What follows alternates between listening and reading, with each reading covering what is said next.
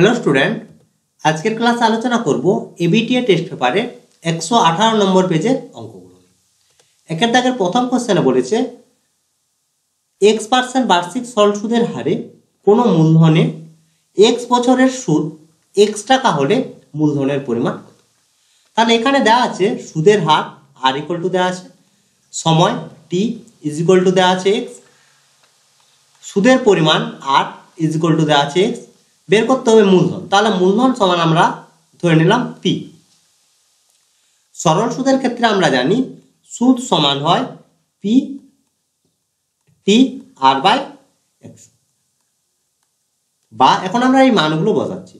r is equal to হচ্ছে x, p এর মান বের করব, t ইজ ইকুয়াল টু হচ্ছে x আর r ইজ ইকুয়াল টু হচ্ছে x। x x কাটলো, বা p ইজ ইকুয়াল টু হচ্ছে 100 বাই x।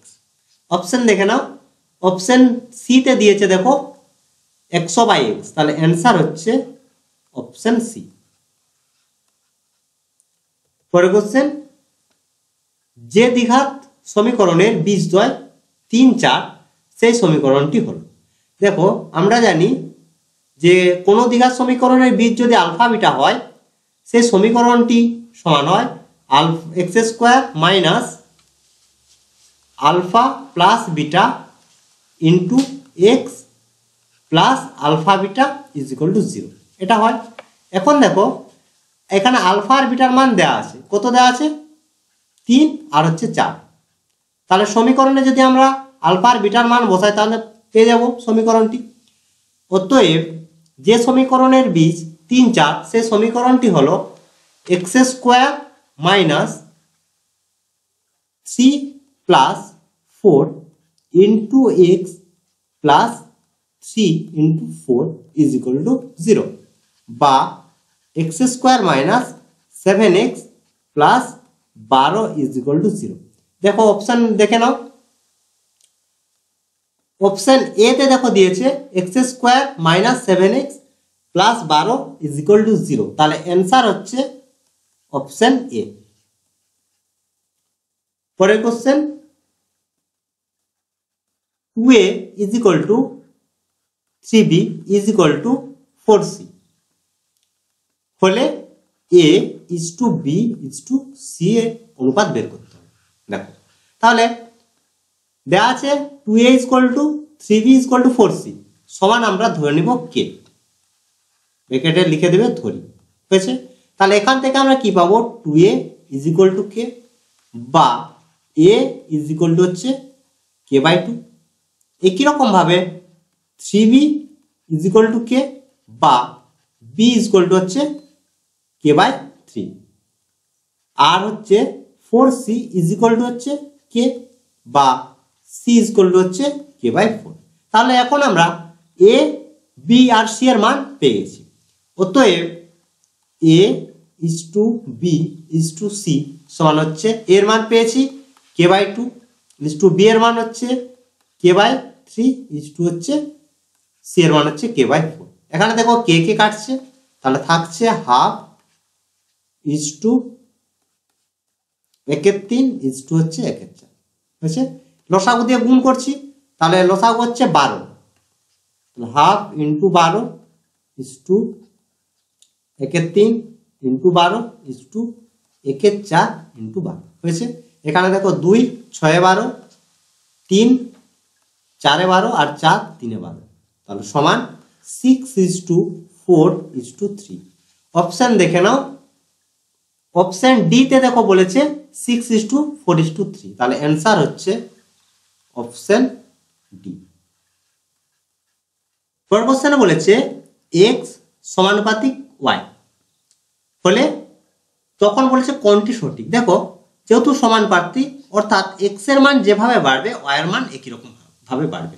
যদি আমরা স্কোয়ার করি তাহলে বোথ সাইড স্কোয়ার হবে, যদি কিউব করি তাহলে বোথ সাইড কিউব হবে। তাহলে দেখো উপরের যে সহগগুলো সেই সহগগুলো সবসময় সমান থাকবে। অপশন ডি তেই দেখো দিয়েছে x আর y এর সহগ সমান, তাহলে অ্যান্সার হচ্ছে অপশন ডি। আর বাকিগুলোর ক্ষেত্রে দেখো প্রথমটাতে দিয়েছে 2 3 অসমান 3 2, তারপর হচ্ছে x অর্থাৎ 1 আর হচ্ছে 3। তাহলে সবসময় মনে রাখবে যে যখনই সমানুপাতিক থাকবে উপরের সহগগুলো সবসময় একইভাবে পরিবর্তিত হবে। যদি বর্গমূল হয় তাহলে বর্গমূল হবে, যদি স্কোয়ার হয় তাহলে স্কোয়ার হবে, উভয় পক্ষে। এরপর হচ্ছে 5 দাগের কোশ্চেনে বলেছে 1 রেডিয়ান পরিমিত কোণটি হবে একটি। দেখো প্রথম বলেছে সূক্ষ্মকোণ। সূক্ষ্মকোণের মান সবসময় হয় 90 ডিগ্রির থেকে ছোট। 90 ডিগ্রির থেকে ছোট যদি হয় সেই কোণটি হয় সূক্ষ্মকোণ। সমকোণ হচ্ছে 90 ডিগ্রির সঙ্গে যখন সমান হয় তখন হয় সমকোণ। স্থূলকোণ হচ্ছে 90 ডিগ্রির থেকে যখন বেশি হয় কিন্তু 180 থেকে যদি কম হয় তখন তাকে বলা হয় স্থূলকোণ। আর সরল কোণ হচ্ছে এর মান যখন হবে 180 ডিগ্রি। হয়েছে? এখন বলেছে 1 রেডিয়ান।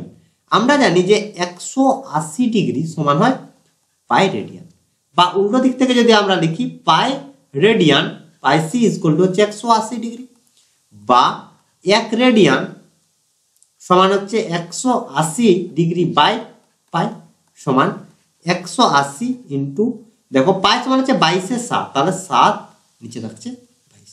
হয়েছে? এখন দেখো 2 দিয়ে ভাগ করছি তাহলে 11, আর উপরে তাহলে থাকছে 9। হয়েছে?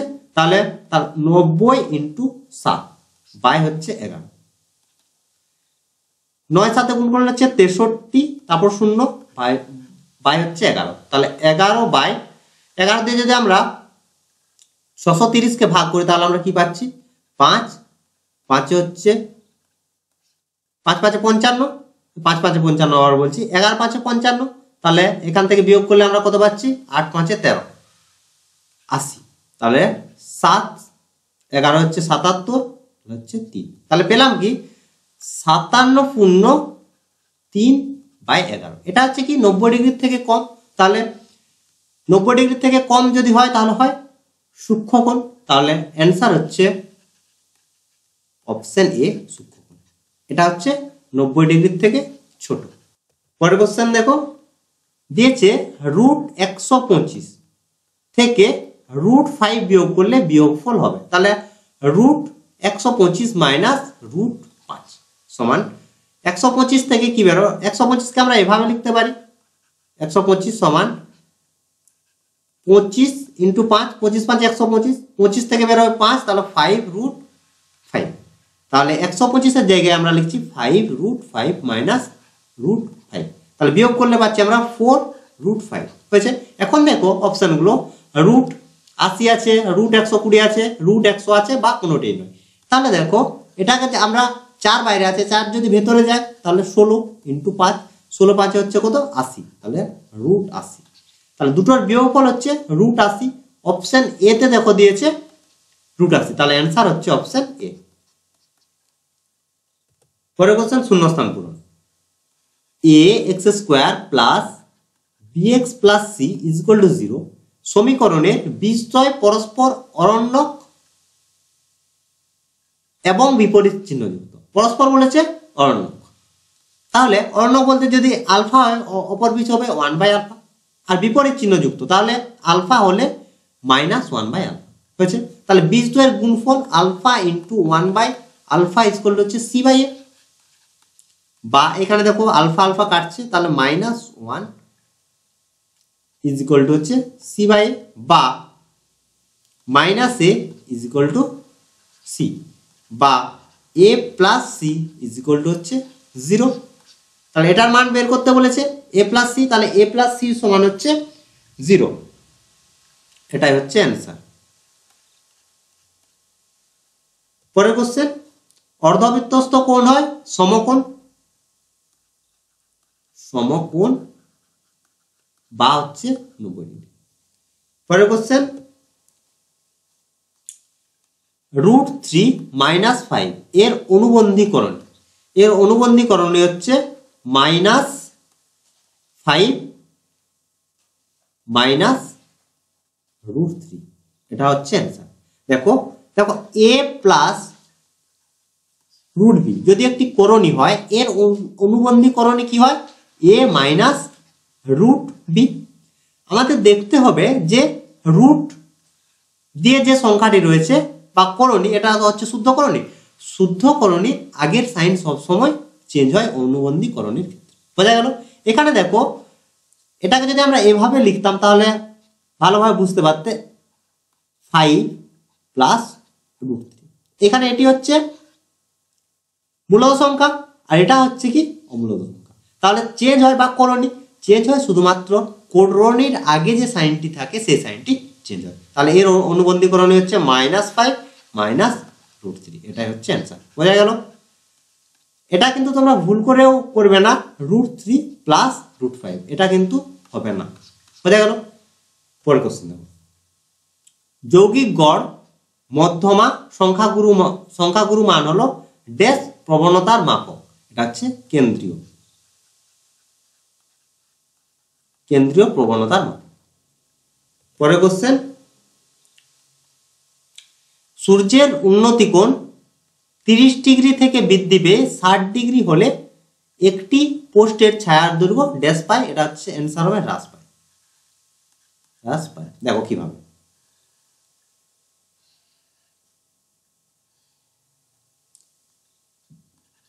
এ বিসি হয়েছে, এবি হচ্ছে পোস্ট,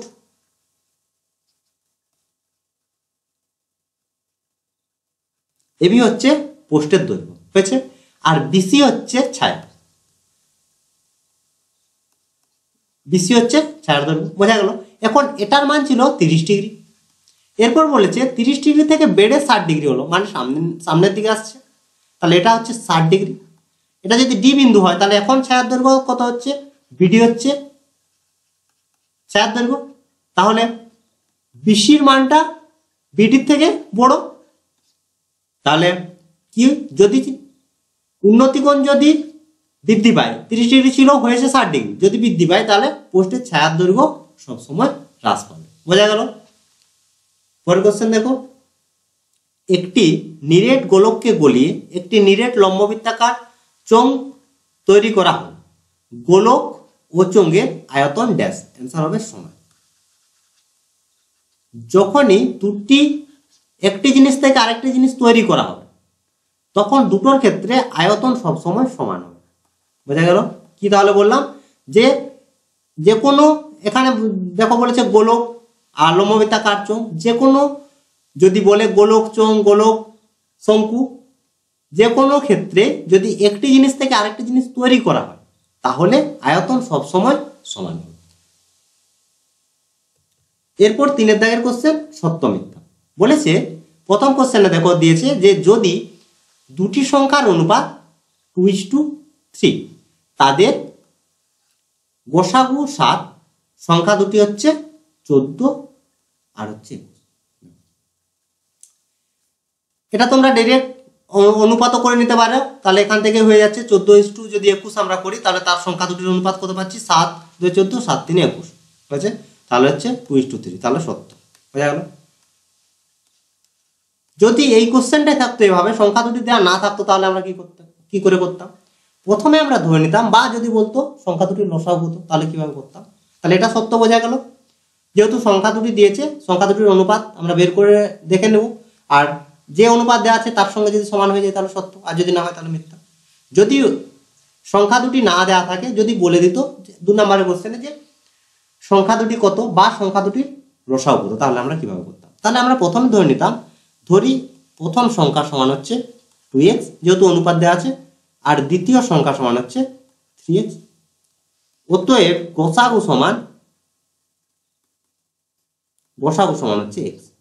প্রশ্ন অনুসারে x হচ্ছে 7, অতএব প্রথম সংখ্যা সমান হচ্ছে 2 × 7 সমান হচ্ছে 14, আর দ্বিতীয় সংখ্যা সমান হচ্ছে 3 × 7 সমান হচ্ছে 21। হয়ে গেল? তাহলে সংখ্যাগুলো পেয়ে গেল। যদি বলতো এর লসাগু কত, তাহলে লসাগু সমান হচ্ছে কি হতো, এই দুটোর লসাগু আমরা যদি বের করি তাহলে কি পাচ্ছি, কমন আছে x, আর কমন নেই 2 × 3, তাহলে সমান হচ্ছে 6x। x এর মান পেয়েছি 7, তাহলে 6 × 7 সমান হচ্ছে 42। লসাগু হচ্ছে 42, সংখ্যা দুটো পেয়ে গেলাম, যোগ বিয়োগ যা বলবে সেই হিসেবে আমরা করতে পারবো।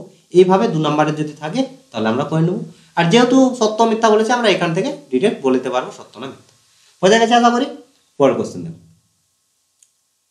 x² + x + 1 = 0 সমীকরণের বলেছে বীজদ্বয় বাস্তব। তাহলে বীজদ্বয়ের প্রকৃতি জানার জন্য আমাদের প্রয়োজন হয় নিরূপক।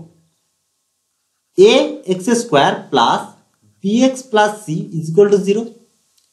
এটি হচ্ছে দ্বিঘাত সমীকরণের সাধারণ রূপ। এর নিরূপক ডি ইজ ইকুয়াল টু হয় বি স্কোয়ার মাইনাস 4ac। এখানে দেখো এ সমান, এ হচ্ছে কি এক্স স্কোয়ারের সহগ, তাহলে এক্স স্কোয়ারের সহগ এখানে কত 1, বি সমান হচ্ছে 1 আর সি সমানও হচ্ছে 1। তাহলে নিরূপক ডি ইজ ইকুয়াল টু হচ্ছে 1 স্কোয়ার মাইনাস 4 ইন্টু 1 ইন্টু 1 সমান হচ্ছে 1 মাইনাস 4 ইজ ইকুয়াল টু হচ্ছে মাইনাস 3 লেস দেন 0 হয়েছে, লেস দেন 0। তাহলে 3 রকমের বীজদ্বয় আমরা পাই। একটি করে প্রথম থেকে তোমাদের বলি যে গ্রেটার দেন ডি, নিরূপক গ্রেটার দেন যদি 0 হয় তাহলে কি হয়, বীজদ্বয় বাস্তব বাস্তব ও অসমান হয়েছে। ইজ ইকুয়াল টু যদি 0 হয় তাহলে বাস্তব ও সমান। লেস দেন যদি 0 হয় তাহলে হবে কাল্পনিক, কাল্পনিক হয়েছে। এখানে দেখো লেস দেন 0, তাহলে যে সমীকরণটি দেওয়া আছে সেই সমীকরণের বীজদ্বয় কাল্পনিক, কাল্পনিক হয়েছে। কিন্তু এখানে বলেছে বীজদ্বয় বাস্তব, তাহলে এটা হবে কি মিথ্যা।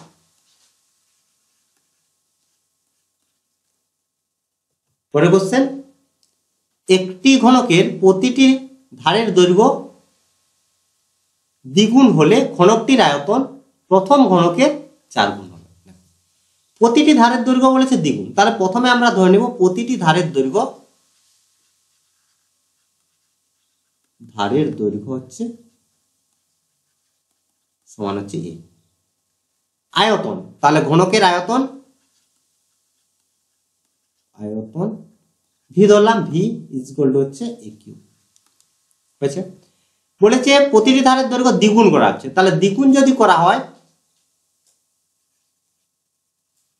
দ্বিগুণ করা হলে দৈর্ঘ্য হবে, দৈর্ঘ্য হবে বলতে প্রতিটি ধারের দৈর্ঘ্য হবে 2a।